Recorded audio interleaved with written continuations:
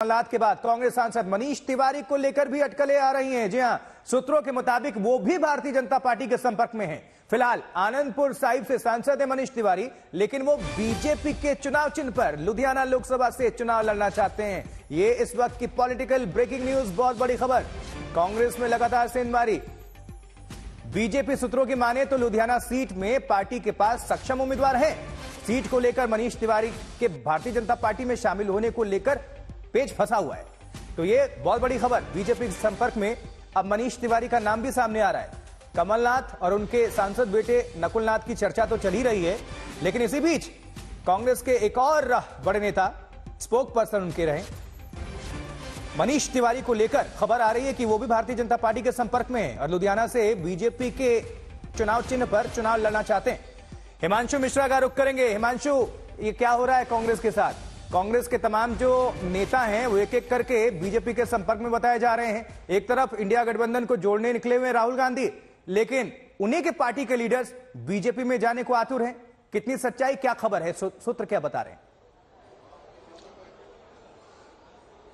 देखिए, मुझे लगता है कि कहीं ना कहीं एक चीज तो है आशुतोष, आग लगने की बात तभी कही जाती है जब कहीं धुआं नजर आता है। और मनीष तिवारी के लिए ये कहा जाता है, जब वो G20 था कांग्रेस के अंदर, कांग्रेस के ही नेताओं का एक अलग गुट था, तब मनीष तिवारी भारतीय जनता पार्टी के संपर्क में तब भी थे।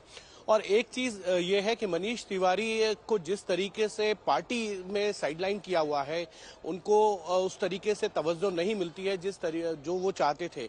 वो जब 19 के लोकसभा चुनाव के बाद वो ये चाहते थे कि उनको पार्टी के अंदर जो है डिप्टी लीडर बनाया जाए लोकसभा में, या फिर उनको जो है नेता संसदीय दल कांग्रेस का बनाया जाए, लेकिन ऐसा नहीं हुआ और तमाम इश्यूज पे जो है उनको पीछे रखा गया। मनीष तिवारी का परिवार जो है पुराना कांग्रेसी परिवार है। उनके पिता हों या उनके दादा हों, वो कांग्रेस में रहे हैं, उनके पिता सांसद रहे हैं। खुद मनीष तिवारी जो है वो दूसरी बार कांग्रेस के सांसद हैं। केंद्र सरकार में जो है सूचना व प्रसारण मंत्रालय को वो देख चुके हैं।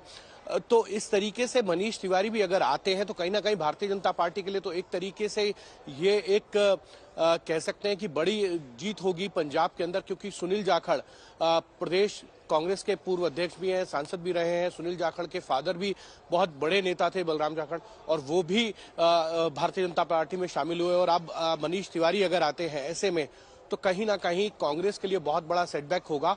और ये सेटबैक ऐसा होगा कि मनीष तिवारी क्योंकि यूथ कांग्रेस के अध्यक्ष रह चुके हैं और केंद्रीय मंत्री भी रह चुके हैं, तो कहीं ना कहीं एक ये कहा जा सकता है कि जनाधार वाले नेता जो हैं, अगर छोड़ के कांग्रेस जाएंगे तो कांग्रेस के लिए न सिर्फ इस चुनाव में बल्कि भविष्य के लिए बहुत जो है वो प्रॉब्लम हो सकती है कि उनके जो नेता हैं, जो चुनाव जीत सकते हैं, जिता सकते हैं, लड़ सकते हैं, वो अगर नहीं रहेंगे तो फिर कांग्रेस की असली लड़ाई कौन लड़ेगा।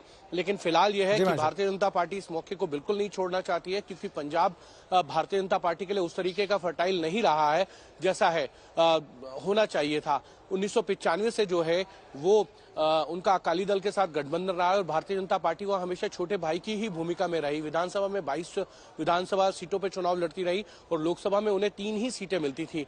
लेकिन 2022 के विधानसभा चुनाव में जो है अमरिंदर सिंह की पार्टी या सुखदेव सिंह ढींडसा की पार्टी के साथ अलायंस किया और 65 सीटों पर चुनाव लड़ा था, लेकिन उन्हें विजयश्री वैसी नहीं मिली थी जिस तरीके की विजयश्री जी हिमांशु, नजर बनाकर रखिएगा।